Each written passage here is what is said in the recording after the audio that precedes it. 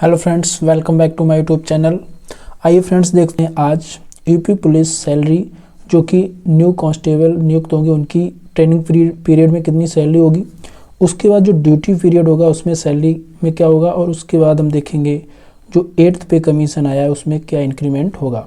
तो सबसे पहले देखते हैं ट्रेनिंग पीरियड, जिसमें जो यूपी पुलिस है उसका ग्रेड पे होता है 2000 रुपये, और डीए जो वर्तमान में महंगाई भत्ता है, डियरनेस अलाउंस, वो कितना है 56% हो जाएगा जनवरी 2025 से।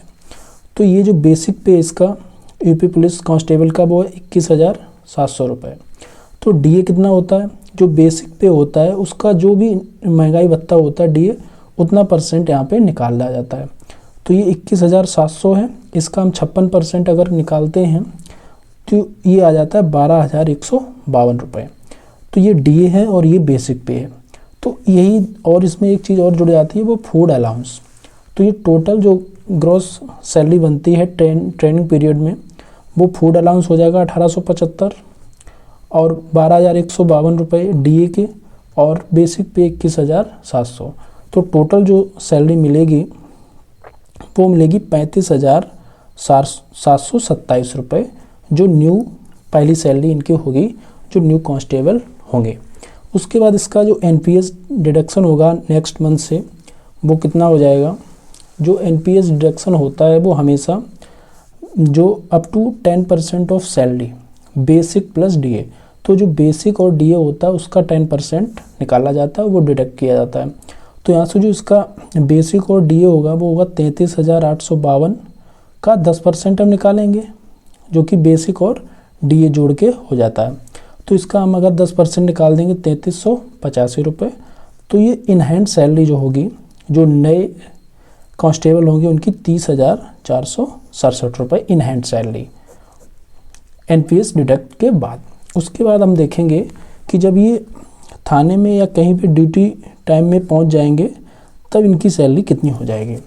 तो इसमें क्या होगा, तो इसमें basic pay plus DA plus कुछ अलाउंस जुड़ जाते हैं, जैसे कि बासिंग अलाउंस हो गया और स्पेशल अलाउंस हो गया 100 रुपये का, और मोटरसाइकिल अलाउंस ये 500 रुपये का।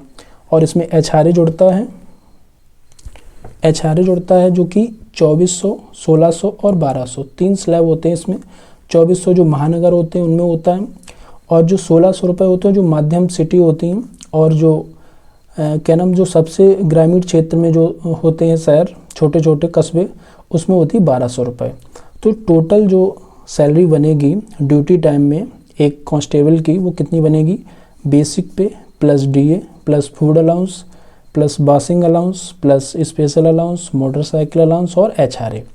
तो 21,700 हो गया बेसिक पे वर्तमान में, 12,152 डीए, 1,875 फूड अलाउंस और 188 ये हो जाएगा बासिंग अलाउंस, और स्पेशल होता है 100 रुपये का, और मोटरसाइकिल का 500 और एचआरए होता है 1600। जो बीच का है वो मान लेते हैं, या तो 2400, थोड़ा बहुत फ़र्क यहाँ पे आ जाएगा अगर वो एक्स सिटी में होगा महानगर में और या जेड में। तो यहाँ पे जो टोटल बनेगा मेरा सैलरी वो 38,115 रुपये बनेगा। और इसमें एनपीएस डिडक्ट अगर करेंगे बेसिक प्लस डीए का 10%, तो ये कितना हो जाएगा, तो ये बनेगा 34,730 रुपये। तो इन हैंड सैलरी जो बनेगी एक कांस्टेबल की ड्यूटी टाइम में वर्तमान में वो कितनी बनेगी, 34,730 रुपया। उसके बाद कुछ अन्य भत्ते मिलते हैं जो साल में केवल एक बार मिलते हैं, जैसे कि वर्दी भत्ता हो गया, वो मिलता है कितना 5,000 रुपये, एक साल में ही मिलता है। सिम भत्ता मोबाइल के लिए वो 2,000 रुपये मिलता है, साल में एक बार मिलता है। उसके बाद डायल 112, जो डायल 112 में जो कांस्टेबल होते हैं उन्हें हर माह 2,000 रुपये का अलाउंस मिलता है। उसके बाद इसमें जो 500 रुपये होता है मोटरसाइकिल का अलाउंस वो माइनस हो जाता है, वो नहीं मिलता है। उसके बाद ड्यूटी भत्ता, जो ड्यूटी के लिए जाते हैं 8 किलोमीटर से जाना कहीं भी जाएंगे तो उन्हें 390 रुपये या 300 या 240 रुपये रोज़ मिलते हैं, जो कि शहर के हिसाब से XYZ सिटी के हिसाब से होता है। और इसमें कुछ एक्स्ट्रा पे होता है जो पुलिस में कहते हैं कि 13 महीने की सैलरी मिलती है, वो 33,000 रुपये साल में केवल एक बार मिलता है, जो लास्ट मंथ होता है मार्च का महीना। उसके बाद दिवाली बोनस साल में एक बार मिलता है 7,000 रुपये। तो ये तो हो गई एक कांस्टेबल की सैलरी जब वो ड्यूटी टाइम में होगा। उसके बाद इसमें मेडिकल फैसिलिटी भी होती है। आप किसी भी हॉस्पिटल से, चाहे गवर्नमेंट हो या प्राइवेट हो, किसी भी हॉस्पिटल से अगर आप जो भी उसका बिल बनेगा वो क्लेम करोगे तो उसका आपको पैसा मिल जाएगा। ये तो बात हो गई वर्तमान में। अब हम बात करेंगे जो 8th पे कमीशन आया है उसके बारे में। आफ्टर 8th पे कमीशन में कितनी हो जाएगा? जो बेसिक पे है वर्तमान में 21,700 है, और इसका एक फिटमेंट फैक्टर होता है जो कि जब भी नया कमीशन आता है तो उसका कुछ मल्टीप्लाई किया जाता है बेसिक वेतन में, उसके बाद जो बेसिक वेतन नया बनता है। तो ये अभी हम अनुमानित है, ये तो कमीशन डिसाइड करता है कितना होगा, तो ये लगभग इतना होने की संभावना है 2.86 फिटमेंट फैक्टर, जिसका बेसिक पे में मल्टीप्लाई किया जाता है। तो यहाँ से जो बेसिक पे बनेगा वो कितना बन जाएगा? अगर इस हिसाब से देखेंगे तो 21,700 गुणा 2.86, तो ये बेसिक पे बनेगा 62,062 रुपया।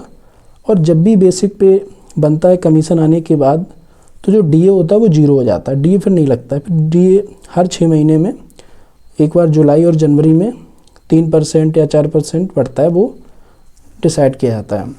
तो यहाँ से जो टोटल सैलरी बनेगी वो बनेगी क्या? बेसिक पे, डीए और फूड अलाउंस, ये सारी चीज़ें जोड़ेंगे अगर हम, तो यहाँ से 62,062 और डीए कितना हो जाएगा? 0, और ये सारी चीज़ें भत्ता जोड़ लेंगे तो ये बनेगा सैलरी 66,325 रुपये। एनपीएस डिडक्शन होगा 10% बेसिक प्लस डीए का, तो ये बन जाएगा कितना? 6200।